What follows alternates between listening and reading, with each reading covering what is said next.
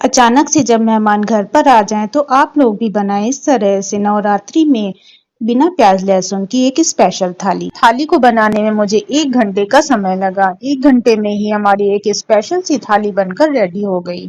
तो चलिए थाली को बनाना स्टार्ट करते हैं। मैं हूं नीलम, कुक विद मी में आपका बहुत बहुत स्वागत है। सबसे पहले मैंने रात को ही ये 1 कटोरी छोले लिए थे जिसे मैंने पानी में सोख करके रख दिया था।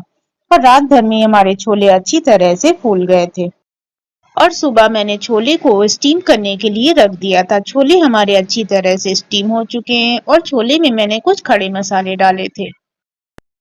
तो आप देख सकते हैं हमारे छोले अच्छी तरह से स्टीम हो चुके हैं। अब इसे हम एक साइड में रख देंगे और छोले के लिए ग्रेवी को तैयार करते हैं, जिसके लिए मैंने कढ़ाई को गैस पे रख दिया और उसमें मैंने तेल को डाल दिया। तेल जब हमारा गर्म हो जाएगा तब इसमें हम कुछ खड़े मसाले डाल देंगे। साथ में मैंने जीरा को डाल दिया है। अब मैंने कुछ करी लीव्स लिए, उसे भी हम इस ऑयल में डाल देंगे। अब ऑयल में हम कुछ सूखे मसाले डालेंगे, जिसमें मैंने 1 टेबल स्पून धनिया लिए, हाफ टेबल स्पून काला नमक लिए, 1 टेबल स्पून रेगुलर नमक लिए और 1 टेबल स्पून कश्मीरी लाल मिर्च लिए, हाफ टी स्पून गरम मसाला लिए और 1 टीस्पून भर के मैंने छोले मसाले लिए। सभी को अब हम ऑयल में डाल देंगे और मसाले को हल्का सा भून लेंगे।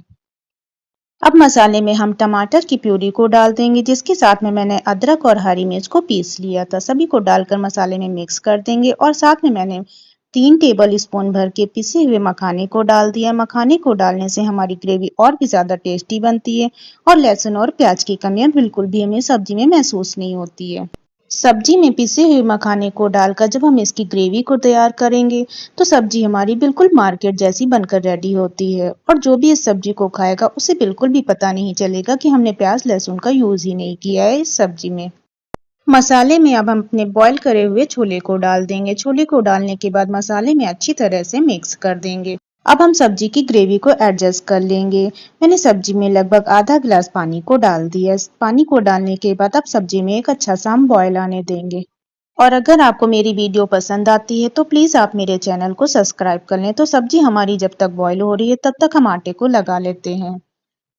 1 घंटे में जब हमें थाली को रेडी करना होता है तो हमें एक साथ कई काम को करने पड़ते हैं। अब मैंने आटे को थोड़ा थोड़ा पानी डालकर उसे अच्छी तरह से एक डो बना करके तैयार कर दिया है।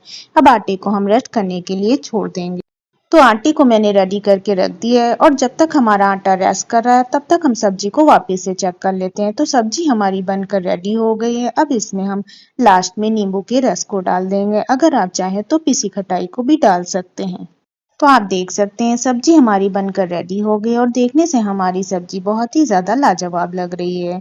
अब साथ के साथ ही हम राइस को बना लेते हैं।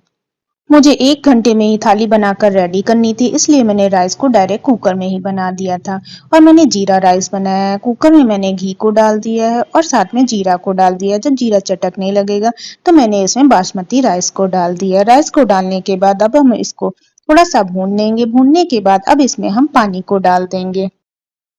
पानी को डालने के बाद अब हम कुकर में ढक्कन को लगा देंगे और एक सीटी आने देंगे। तो चावल हमारा बन गया है। आप देख सकते हैं कि कुकर में भी हमारा चावल कितना खिला खिला सा बनकर तैयार हो गया है। तो दूसरी गैस पे मैंने खीर को बनने के लिए रख दिया था। चावल भी खीर में अच्छी तरह से गल चुका है और लगभग हमारी खीर बन चुकी है। तो अब हम खीर में फ्राई करे हुए ड्राई फ्रूट्स को डाल देंगे। ड्राई फ्रूट्स को फ्राई करने के लिए मैंने दाल को सर्व करने वाला स्पैचुला लिया है। इसमें हम 1 चम्मच देसी घी को डाल देंगे और इसमें हम कटे हुए ड्राई फ्रूट्स को डाल देंगे। ड्राई फ्रूट्स को डाल के हम अच्छी तरह से फ्राई कर लेंगे। फ्राई करने के बाद उसे हम घी के साथ ही खीर में डाल देंगे। अब साथ के साथ ही मैंने 1 कटोरी चीनी खीर में डाल दी है। खीर में चीनी को डालने के बाद इसे अच्छी तरह से दूध में मिक्स कर देंगे और उसे कुछ देर तक ऐसे ही पकने देंगे, क्योंकि चीनी अपना पानी छोड़ती है, इसलिए खीर हमारी पतली हो जाएगी। तो इसे कुछ देर तक हम और पकाएंगे। तो अब खीर में हम लास्ट में इलायची पाउडर डाल देंगे। इलायची पाउडर डालने के बाद उसे अच्छी तरह से मिक्स कर देंगे। तो हमारी खीर बनकर रेडी हो गई है और साथ ही मैंने कढ़ाई को भी चढ़ा दिया था। कढ़ाई में तेल हमारा अच्छे से गर्म हो गया। अब इसमें हम पूड़ियों को तल लेंगे। पूड़ियों के तलने के साथ ही हमारा खाना बनकर बिल्कुल रेडी हो गया है।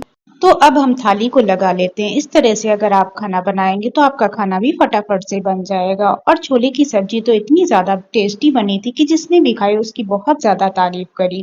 आप भी एक बार इस तरह से थाली को बनाकर तैयार करें, सभी को बहुत ज्यादा पसंद आएगी। सभी को ये लगता है कि बिना प्याज लहसुन के आखिर सब्जी बनाई कैसे जाए, लेकिन एक बार आप इस तरह से अगर बिना प्याज लहसुन की सब्जी को बनाकर देखेंगे तो आप तो बिना प्याज लहसुन की ही सब्जी खाना पसंद करेंगे।